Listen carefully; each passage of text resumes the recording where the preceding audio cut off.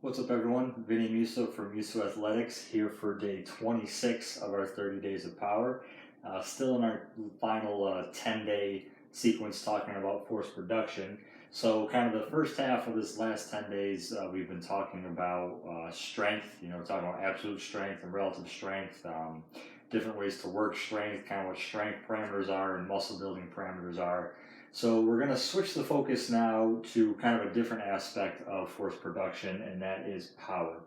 So if you remember early on when we kind of introduced this final 10-day cycle, we talked about strength and power, talking about how strength was kind of more just kind of the sheer amount of weight and force that your body can produce, and the difference compared to power is that power has more of a speed and velocity aspect to it. So that's what we're going to talk about today, and what we'll kind of dive into over the next couple of days is the concept of power.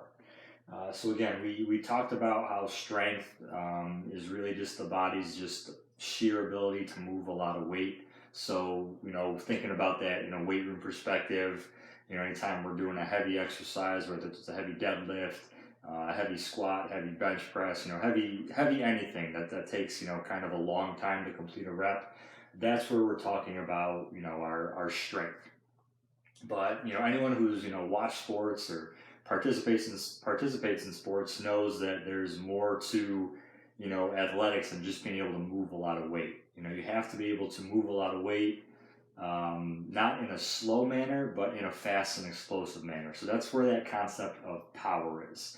So while that weightlifter who's moving a lot of weight, they're squatting heavy, they're deadlifting heavy. Yes, they're generating a lot of force, but in terms of power, they're not really producing a whole lot of power because it's taking them a while to do that movement. Where power is going to involve a little bit less weight, but more speed. Okay, so again, that's what we're going to dive into. So I talked a couple videos ago, I believe, I talked about this force velocity curve. So that's what we're going to go over today. So our force velocity curve ties in force and velocity, and kind of shows us, on the curve, what aspect of training we're focusing on. So again, we've talked a lot about absolute strength, okay? And if you see the way that this chart is set up, or this diagram is set up, our y-axis here is our force, and then our velocity is here on our x-axis on the bottom. So again, we've been talking a lot, for the past couple of days about absolute strength or maximal strength.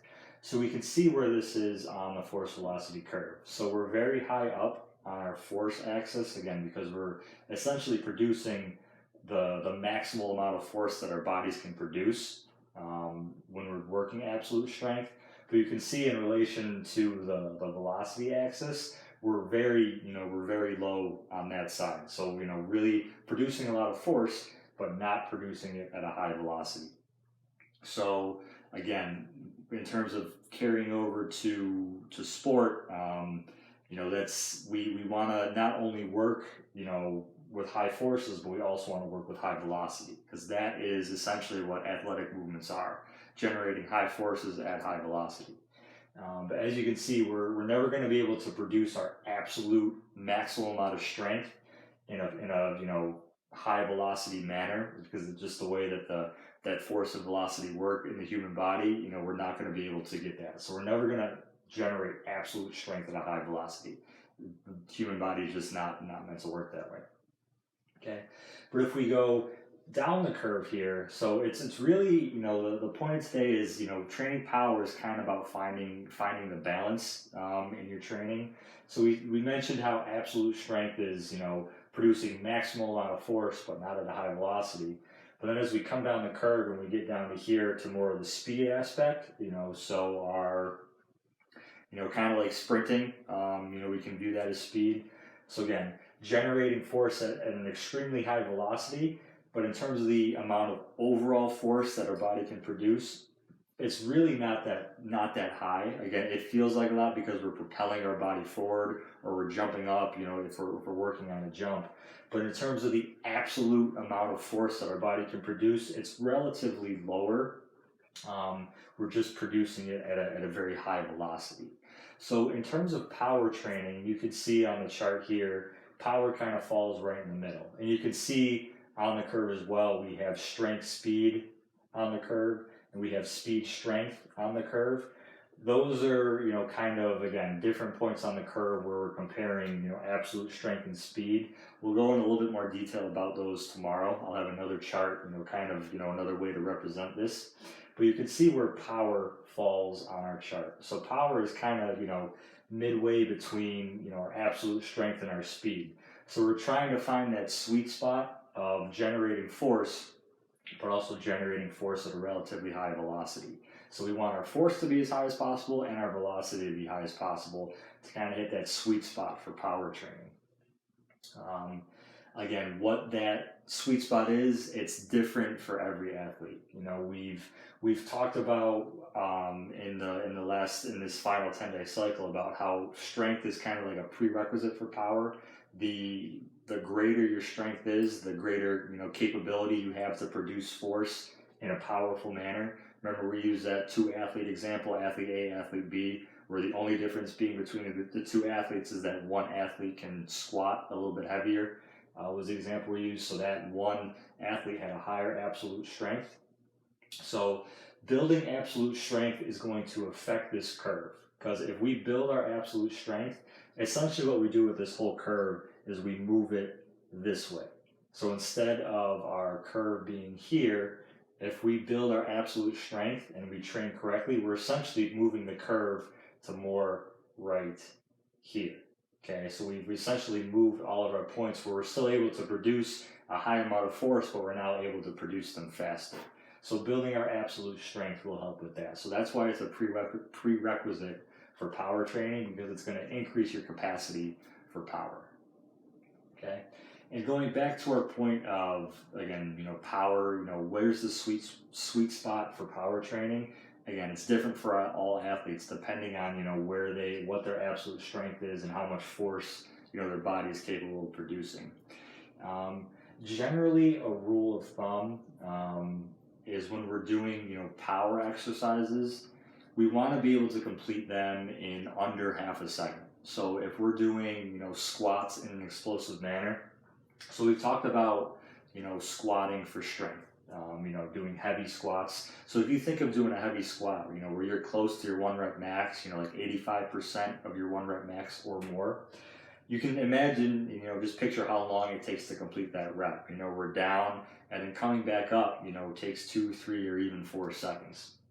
So again, very high force production, but not a lot of, in terms of, how quickly we're doing it. So not a very powerful movement. So while our strength exercises are more 2, 3, or 4 seconds, our power exercises, we want to complete those in half a second or less. So if we're using our squat as an example, so instead of doing my squat, in 2 or 3 seconds from the bottom up, I want to get from that bottom up to the top in 0.5 seconds or less. The reason being is, again, we've talked about ground contact times, being 0.2 or 0.1 seconds. So those 0.2 and 0.1 seconds are essentially down here at our speed aspect of the curve, where we're very high velocity, very low force.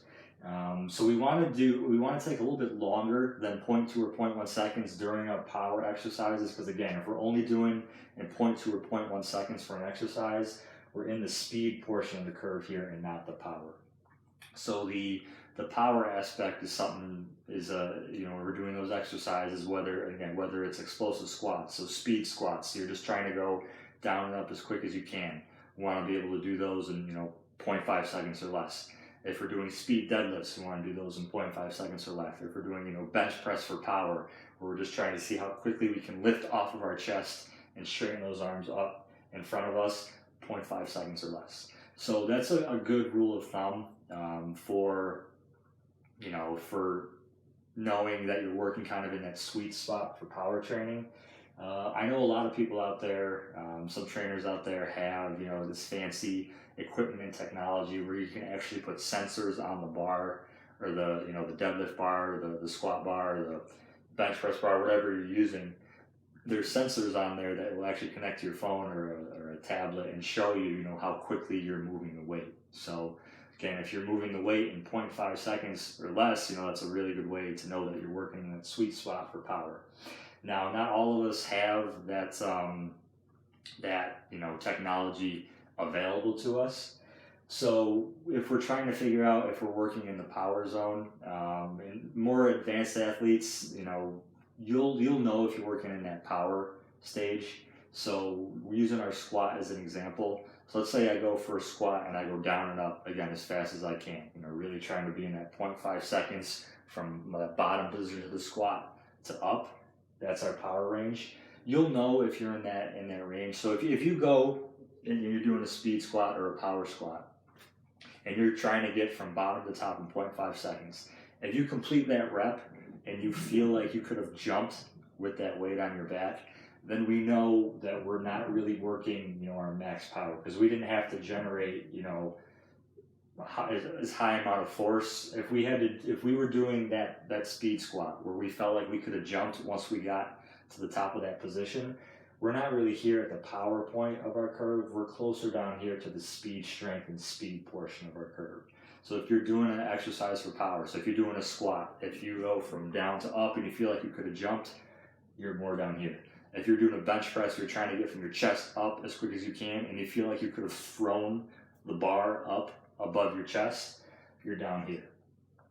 At the same time, you'll also know that, if you're trying to get up from that bottom position of the squat, or if you're trying to push up from that bench press, you'll know too, if it's a little too heavy. You'll know, if it's taken longer than half a second.